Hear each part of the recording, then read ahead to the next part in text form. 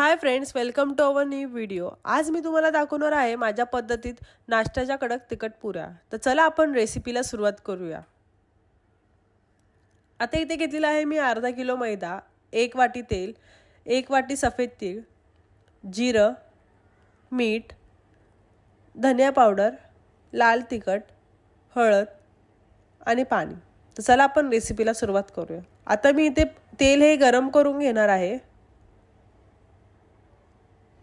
तेल माझं तापलेलं आहे। आता यात मी ॲड करते अर्धा वाटी तेल, 3 ते 4 चमचे सफेद तीळ,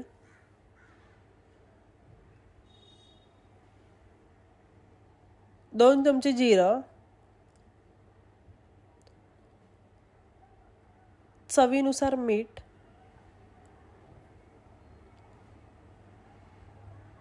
दोन चमचे धनिया पावडर,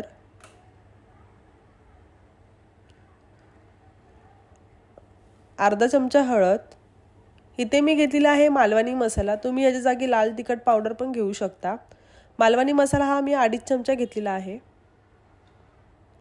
आता आपल्याला हे बॅटर एकजीव करून घ्यायचं आहे आणि आपल्याला आधी पाण्याचा वापर नाही करायचा आहे। पाणी हे आपल्याला नंतर ॲड करायचं आहे।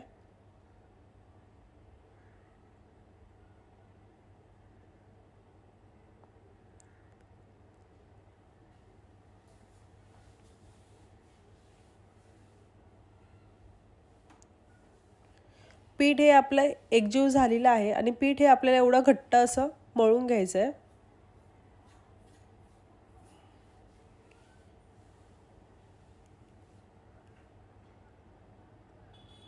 अशा पद्धतीमध्ये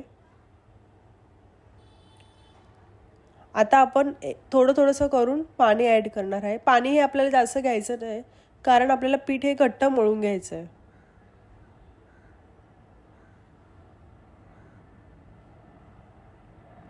थोडं थोडं करून आपण पाणी ॲड करणार आहे।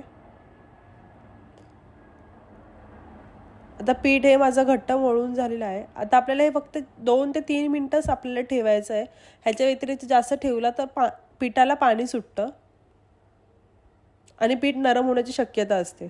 त्यामुळे 2 ते 3 मिनिटं फक्त आपल्याला ठेवून द्यायचं आहे। आता ते माझे 2 ते 3 मिनिटं झालेले आहेत। आता आपण ह्याचे बारीक बारीक गोळे करून घेऊया। आता मी इथे मीडियम साईजचे करणार आहे। तुम्हाला हवे असेल तर तुम्ही छोट्या साईजची पण करू शकता।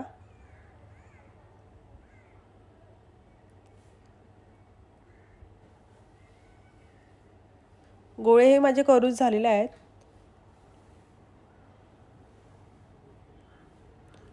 आता आपण ह्याला मीडियम असं लाटून घेणार आहे। आपल्याला पुरी ही जास्त पातळ नाही करायची।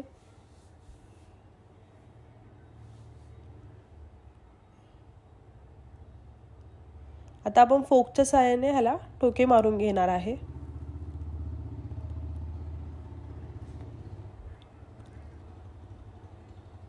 आपल्याला दोन्ही साइडने होल पाडून घ्यायचे आहेत, जेणेकरून ती तेलामध्ये फुगली नाही जाणार।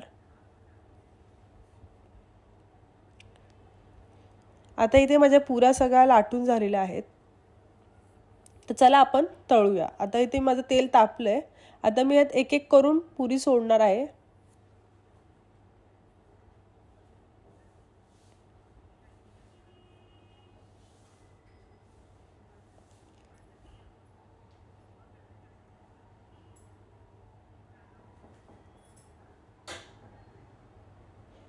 पुरी ही आपण मीडियम फ्लेमवरती तळणार आहे आणि पुरीचा कलर गोल्डन ब्राउन येईपर्यंत आपल्याला पुरी तळायची आहे।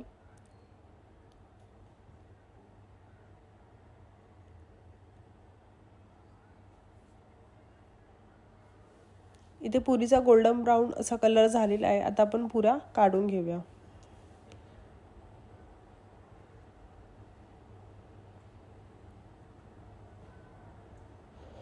ह्या आहेत पुऱ्या, सोप्या आणि साध्या पद्धतीत झटपट अशा होणाऱ्या तिखट मसाला पुऱ्या। नक्की ट्राय करा आणि मला नक्की कमेंटमध्ये कळवा कशा झाल्यात। थँक्यू।